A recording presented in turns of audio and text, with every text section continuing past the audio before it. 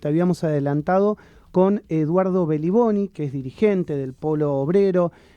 Siempre que lo llamamos aquí de Radio Sónica, de mi programa, él está para atendernos y me parece que hoy va a ser una charla muy interesante para entender en el contexto social, político, económico, los reclamos que se están haciendo, que yo realmente entiendo y creo que excede, digamos, al polo obrero, sino que ya es gran parte de la sociedad, que es la recomposición y salarial de todos, pero por otro lado, la estabilización de la economía, porque más allá de, digamos, de recomposición salarial, si no hay estabilización de la economía, siempre vamos corriendo por detrás. Hola Eduardo, buen día, Maximiliano Lecky te saluda, ¿cómo te va tanto tiempo?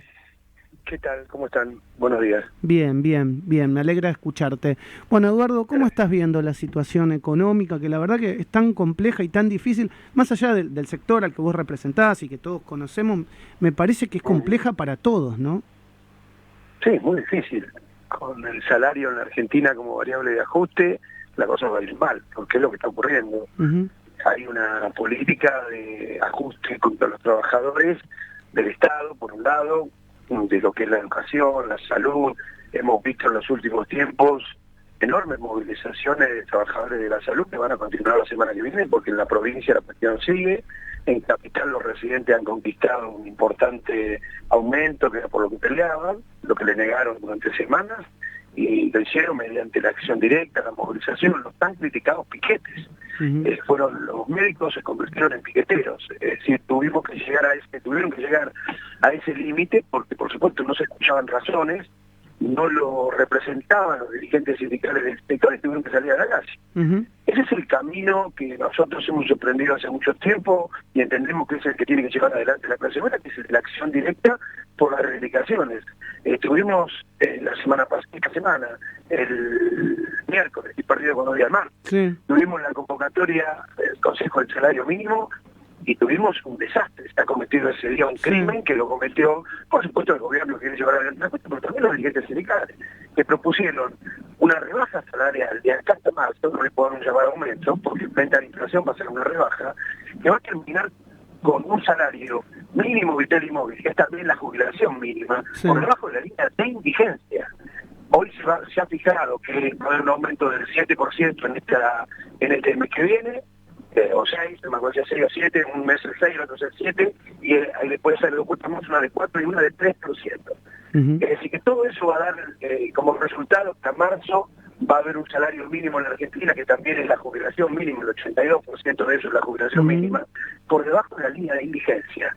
Es una catástrofe social para cada una de esas personas, pero además es un problema económico. Digamos, es un retroceso en la capacidad de consumir que tiene toda esa lógica que tiene todas esas personas. Entonces, ¿para qué se produce este país? Para los exportadores, para los que cobran dólar soja, para los que quieren dólares para después jugarlo. ¿Para qué se produce en este país? Porque la verdad que los alimentos son cada vez más inalcanzables en un país que produce muchísimos alimentos. Se está produciendo para la exportación y para la ganancia de un puñado de capitalistas que no, la verdad que no reinvierten eso en el país. Vos sabés, Eduardo, que yo también estoy viendo lo que vos acabás de decir, porque vos recién hablaste, más allá del ajuste de los salarios, de los asalariados, vos recién hablaste de los médicos, que son profesionales, y también hay mucha gente de clase media que por ahí es emprendedor, que tiene un pequeño comercio, que también está notando la baja en la actividad económica. Entonces también dice, ¿qué va a pasar el año que viene? Y muchos se están planteando, de hecho se ve en el centro mucho recambio, cierre de comercio, por el aumento de los alquileres que no se puede pagar, y obviamente también ahí tiene que ver el salario, que cuando a vos te cae la demanda, también, digamos, mucho de ese pequeño emprendedurismo o comercio no puede pagar los salarios. Entonces, me parece que hay como un combo bastante complejo si no se estabiliza el nivel inflacionario antes que nada. Sí, obviamente, pero no hay un horizonte en las políticas del gobierno para bajar el proceso inflacionario. Por un lado, el gobierno se beneficia con el proceso inflacionario porque y por lo tanto es lo que quiere, recaudar más y gastar menos. En ese sentido, recauda más por el IVA y otros impuestos y gasta menos porque ha mandado un presupuesto y está reduciendo los gastos del Estado brutalmente, y además manda un presupuesto para que el año que viene se arredoble ese ajuste. Enfrentamos los trabajadores un problema enorme. No lo enfrenta todo el país, lo enfrentan los trabajadores, porque hay una parte de la sociedad, una parte del país que se beneficia muchísimo. hay gente que le está haciendo muy bien en esta crisis económica. Ahí lo tenemos a los supermercadistas que decían que no tienen ningún problema con la inflación. En el coloquio de AEA dijo, fue muy claro, dijo, nosotros no tenemos problema con la inflación. Total, tenemos la remarcadora. Es así, trasladan las pérdidas, y se aprovechan de eso para obtener más ganancias a partir de trasladarle el aumento de precio, el aumento de materias primas, lo que fuere a los contribuyentes, a los trabajadores. Porque contribuyentes somos todos, pero trabajadores no somos todos. El que vive del trabajo ajeno no es un trabajador, y esos son los que más se están beneficiando en el último periodo. Es decir, si hoy tuviéramos que decir qué tipo de gobierno tenemos un gobierno ultraliberal. Al macrismo le han robado el programa. Es el programa del ajuste contra los trabajadores, del ajuste de la salud pública, el gasto, la reducción del gasto público a lo ínfimo. Miren, nosotros estamos teniendo problemas con la comida para los comedores populares. Porque el Estado no la compra, es mucho, el ajuste está llegando a límites muy extremos. Y estamos hablando de gente que tiene, en el mejor de los casos, un plan social de 27.000 pesos. Es decir, la situación se está agravando día a día, no hay visos de que se resuelva. Teníamos la oportunidad el martes pasado de discutir un salario que le permitiera a la gente vivir, aumentar un poco los programas sociales, porque los planes sociales también dependen del salario mínimo, y sin embargo hemos tenido una traición enorme, una más, de la CGT y de la CTA, que acordaron un salario de miseria en la Argentina. Entonces vamos a tener un escenario muy complicado de acá a fin de año. Déjame preguntarte respecto a algo que nos viene sucediendo, que es el tema de los empleados, en general se está diciendo ahora empleados estatales, que de alguna manera gran parte del periodismo, y tal vez si le querés llamar del periodismo denominado liberal, dice es parte del problema, se están blanqueando empleados públicos en la provincia de Buenos Aires, bla, bla, bla.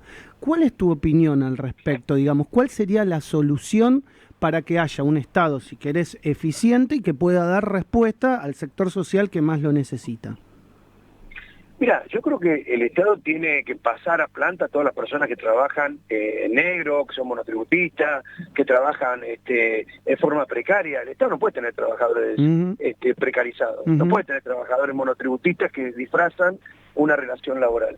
Porque entonces está dando el ejemplo exactamente inverso al que hay que tener. No se puede tener trabajadores monotributistas cuando hay una relación de dependencia. O sea, en principio está bien. En principio está bien lo que están haciendo. El tema es el siguiente. El tema es, nosotros estamos de acuerdo con blanquear ñoquis. Por supuesto que no. Nadie quiere blanquear ñoquis.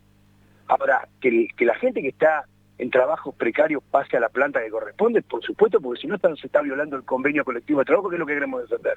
Porque mira, el gasto del Estado no son los empleados estatales. El gasto del Estado que más le preocupa a la derecha, a los sectores más reaccionarios, inclusive al gobierno, es la jubilación. El ataque es sobre la jubilación. Por eso no han aumentado el salario mínimo, porque significaba aumentar la jubilación mínima. El gran gasto del Estado en la Argentina es las jubilaciones, no son las jubilaciones, no son los planes sociales. Cuando hablamos del Estado y del gasto del Estado, lo que muchas veces está detrás de eso es el tema de atacar las jubilaciones. Por eso todo el mundo habla de reforma jubilatoria. En el mundo, no solamente en la Argentina. Claro, me quedó clarísimo. Y en base a eso, ¿cuál sería... Crees vos, obviamente, que vos sos un dirigente social, no sos un candidato a presidente, entonces tal vez no tendrías por qué tener la solución, pero a lo mejor sí la esbozan, la charlan en las asambleas, digamos, en la visión que tienen desde la izquierda. ¿Cuál crees vos que debería ser la solución para jubilaciones tan pobres y el ataque que van recibiendo para no aumentarlas? Mira, nosotros tuvimos un congreso este fin de semana pasado, 2.500 delegados de todo el país del Polo Obrero. Es decir, que discutimos todo esto. No es que nos juntamos a contar arroz o poroto, nos juntamos a discutir estas cosas porque por supuesto están en el fondo de los problemas.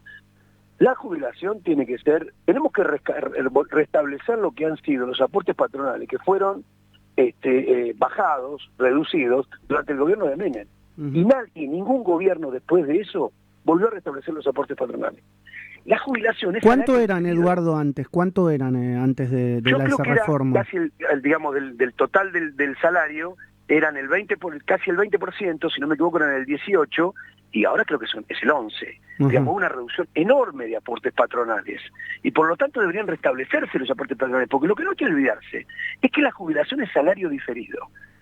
hay un descuento que se le hace, una parte la pone el trabajador, otra parte la pone la empresa, de lo que va a ser la jubilación, porque el hombre que trabaja toda la vida no puede seguir trabajando después de los 65 años, los 70 años, porque ya no da más. Y por lo tanto necesita seguir cobrando. Se ha establecido esa fórmula de salario diferido que está siendo destruida porque la parte del aporte patronal se ha reducido muchísimo. Por otro lado, la baja de los salarios, porque una parte también la aportan los trabajadores ocupados, la reducción de los salarios, la caída del salario, afecta también el aporte patronal. Y después el manejo discrecional que tiene el Estado de lo que son las cajas jubilatorias. Las cajas jubilatorias tienen en manos de los trabajadores, no en manos del Estado. Porque después tenés que vacían las cajas, que prestan plata a muy bajo interés al propio Estado. Tenés que se compran computadoras para los chicos, que hay que comprar la computadora para los chicos, pero no la pueden pagar la ANSES, los jubilados.